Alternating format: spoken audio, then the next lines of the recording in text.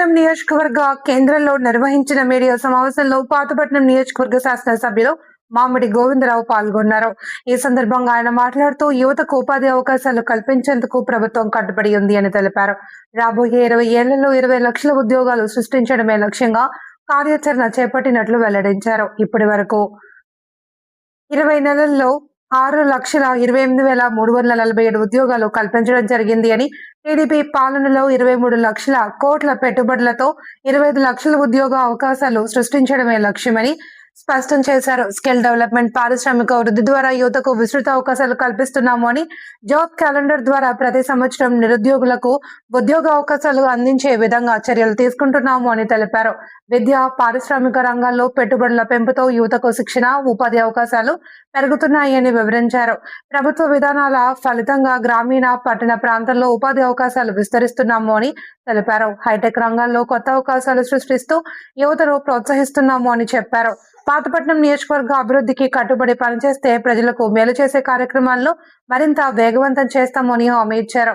ఈ కార్యక్రమంలో పర్ల కిమిడి శాసనసభ్యులు రూపేష్ కుమార్ పాణిగ్రహితో పాటు ఎన్డీఏ కూటమి నాయకులు తదితరులు పాల్గొన్నారు. ఇక్కడికి వచ్చేసిన మీడియా మిత్రులందరూ కూడా పేరు పేరున ధన్యవాదాలు తెలియజేసుకుంటూ, మీ అందరికీ ఒక విషయం తెలుసు. గత ప్రభుత్వం 2019, 2024లో ప్రజలకి మాయ మాటలు చెప్పి సంవత్సరానికి ఒక జాబ్ క్యాలెండర్ అని చెప్పి, మీకు తెలుసు, సంవత్సరానికి ఒక జాబ్ క్యాలెండర్ తీస్తానని మాటిచ్చి నిరుద్యోగులు కూడా ప్రజలు కూడా మోసపోయడం అనేది జరిగింది. ఆ ప్రభుత్వంలోనే కనీసం జాబ్ క్యాలెండర్ కాదు కదా, కనీసం మినిమం ఏ ఉద్యోగాలు కూడా తీసుకెళ్లిన గతంలో జరిగిన జగన్మోహన్ రెడ్డి సైకో ప్రభుత్వం. అయితే కూటమి ప్రభుత్వం సూపర్ 6లో భాగంగా ఏదైతే హామీ ఇచ్చారో హామీలో భాగంగా 20 లక్షల ఉద్యోగాల కల్పనలో భాగంగా ఇప్పుడు మీరు అందరూ చూశారు. గతంలో గూగుల్ సంస్థ లాంటివన్నీ వచ్చాయి, ఇప్పుడు మన దీనిలో వచ్చాయి. మొన్ననే ఒక 2 months బ్యాక్ మీరు చూస్తున్నారు, 23 లక్షల కోట్లు పెట్టుబడులు ఈ ఆంధ్రప్రదేశ్కి రావడం జరిగింది. అదే కాకుండా భారతదేశంలోన 100%లో 25% ఇండస్ట్రీలు అందరూ ఇక్కడ మన ఆంధ్రప్రదేశ్కి రావడం అనేది జరిగింది.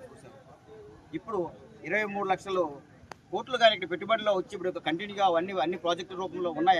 అవన్నీ అయితే మనకి సుమారుగా 27 లక్షల ఉద్యోగాలు మనకు వస్తాయి.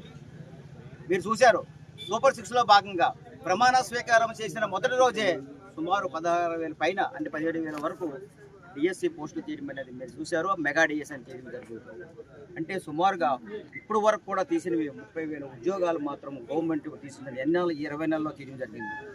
నిన్నను ఏదైతే ఈ జాబ్ క్యాలెండర్లో భాగంగా ఇక్కడ నుంచి ప్రతి సంవత్సరం కూడా ఉగాదికి జాబ్ క్యాలెండర్ విడుదల చేస్తున్నారు. ఆ ఉగాది జాబ్ క్యాలెండర్ భాగంగా నిన్న 10,060 పోస్టులు విడుదల చేయడం అనేది జరిగింది. మీడియా మిత్రులకి తెలుసు, ప్రజలందరూ చూస్తున్నారు. ఎప్పుడెప్పుడా ఎదురు చూస్తున్న వాళ్ళందరూ చూస్తున్నారు. మొన్న ఎవరైతే డిఎస్సిలో మిస్ అయ్యారో వాళ్ళకు కూడా 1,500 పోస్టులు చేస్తున్నాం అవుతుంది. వాళ్ళు కూడా మళ్ళీ అవకాశం కల్పించడం జరుగుతుంది. అంటే గత ప్రభుత్వాలు వేరు, ఈ ప్రభుత్వం వేరు. ఈ ప్రభుత్వం మాత్రం ప్రజల కోసం, నిరుద్యోగుల కోసం, సామాన్యుల కోసం, మహిళల కోసం కష్టపడుతుంది. మీరు చూశారు, ఇక్కడే ఉంది చూడండి మీరు. అవసరం ఉన్నత విద్య కోసం, అంటే ఏదైతే ఉన్నత విద్య ఉన్నాయో దానికి 1,500 పోస్టులు తీశారు. గ్రూప్ 1 91 పోస్టులు, హోంశాఖ 2,778 పోస్టులు, ఇతర శాఖలు 928 పోస్టులు, గ్రూప్ 2 750 పోస్టులు, ఇంజనీరింగ్ 503 పోస్టులు, ఇతర శాఖలు కూడా 506 పోస్టులు, పాఠశాల ఇంటర్ 3,004 పోస్టులు, మొత్తము 10,060 పోస్టులు అనేవి నిన్న జాబ్ క్యాలెండర్ విడుదల చేయడం అనేది అన్ని ప్రభుత్వాల్లాగా, గత ప్రభుత్వంలాగా, సైకో జగన్మోహన్ రెడ్డి ప్రభుత్వంలాగా మాయ మాటలు చెప్పడం కాదు. ఎప్పుడైతే నోటిఫికేషన్ వస్తుంది డేట్తో సహా, అసలు ఇంటర్వ్యూ కూడా ఎప్పుడు పెడతారని డేట్తో సహా అన్ని కూడా పొందుపరిచి నిన్న జాబ్ క్యాలెండర్ రిలీజ్ చేయండి.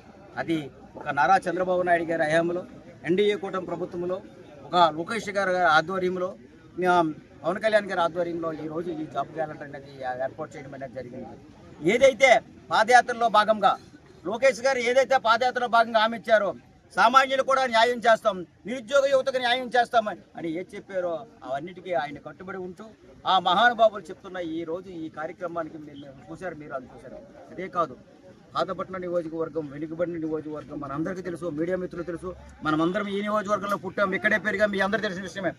అయితే గత ప్రభుత్వం వచ్చిన సైకో ప్రభుత్వం కనీసం ఈ నియోజకవర్గ అభివృద్ధి గురించి కానీ, లేని గురించి కానీ ఎప్పుడు పట్టించుకోవడం లేదు. మనం ఇప్పుడు చూస్తున్నాం, మనం ఏం చూస్తున్నాం మెటల్ మనకు తప్పనిసరిగా మెటల్ చూస్తున్నాం. యాక్చువల్గా మీరు వైజాగ్లో అంటే విశాఖపట్నం దగ్గర అనకాపల్లి దగ్గర ఒక ఫ్యాక్టరీని మనం స్టీల్ ప్లాంట్ 23వ తారీఖున శంకుస్థాపన కార్యక్రమం పెట్టాం. శంకుస్థాపన కార్యక్రమం పెట్టిన తర్వాత వారం 10 రోజులు నెల రోజుల్లోనే 20,000 ఉద్యోగాలు తీయమనేది స్టెప్ వైజ్గా సుమారుగా 80,000 ఉద్యోగాలు వస్తుంది. 23వ తారీఖున ఉత్తరాంధ్రకి అందరికీ ఉన్న ఆత్మగౌరవం, ఉత్తరాంధ్ర ఆత్మగౌరవం ఏదైతే మన స్టీల్ ప్లాంట్ ఉందో, వైజాగ్ స్టీల్ ప్లాంట్ ఉందో, దానికి అనుసంధానంగా మిట్టల్ మేము స్టీల్ ప్లాంట్ వస్తుంది. దానికి 23వ తారీఖున శంకుస్థాపన కార్యక్రమం అవుతుంది. దానికి చాలా మందికి కూడా ఉద్యోగ అవకాశాలు కల్పిస్తున్నాయి. ప్రజలందరూ చూస్తున్నారు. అంటే ప్రజలకు అవేర్నెస్ కల్పించండి. మీడియా మిత్రులు కూడా రిక్వెస్ట్ చేస్తున్నాను, ప్రజలకి ఇక్కడ చెప్తున్నాను, నాయకులందరికీ చెప్తున్నాను, ప్రజల్లోకి అవేర్నెస్ రావాలి. గత ప్రభుత్వం ఎన్ని ఉద్యోగాలు తీసింది, మన ప్రభుత్వం ఎన్ని ఉద్యోగాలు తీసింది. గత ప్రభుత్వం ప్రజల కోసం ఏం చేసింది, మన ప్రభుత్వం ఏం చేసింది. రైతులకి ఏం చేసింది, విద్యార్థులకి ఏం చేసింది, తల్లికి వందనం ఏం చేసింది, అన్నదాత సుఖీభావం ఏం చేసింది. ఒక్కసారి దానికి దీనికి కంపారిజన్ తీసుకుంటే ఈ ప్రభుత్వం ప్రగతి చక్రాలపై వెళ్తుంది. అందరూ చూడాలి, మీరు అందరూ చెప్పాలి. ప్రతి ఇంటింటికి కూడా మనం కూడా ఇన్ఫర్మేషన్ చేయాలి. మీరు ఎందుకంటే ప్రజల్లో అవేర్నెస్ రావాలని, ఆ చైతన్యం రావాలని ఒక మీడియా మిత్రుల చేతుల్లోనే మాత్రం ఉంటుందని మీ అందరికీ తెలియజేస్తున్నాను. మీడియా మిత్రులు కూడా వాస్తవాలను పరిగణలోకి తీసుకొని ఇది చెయ్యాలి.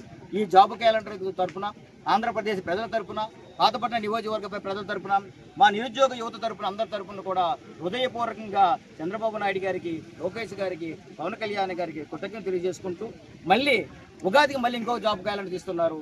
మధ్యలో ఏవైతే ఉన్నాయో 23 లక్షల కోట్లు ఏవైతే పెట్టుబడులు వచ్చాయో అవి కూడా ఉద్యోగాలు తీస్తారు. అన్ని తీసి ఇప్పటి వరకు కూడా ఆంధ్రప్రదేశ్ ప్రభుత్వం 6 లక్షలు సుమారుగా 7 లక్షల ఉద్యోగాలు ఇప్పుడు తీయడం జరిగింది. ఏదైతే సూపర్ 6లో భాగంగా 20 లక్షలు అన్నారో 20 లక్షలు కాదు 28 లక్షల ఉద్యోగాలు కూడా ఇచ్చే స్థితిలో ప్రభుత్వం ఉందని తెలియజేసుకుంటూ సెలవు తీసుకుంటున్నాను.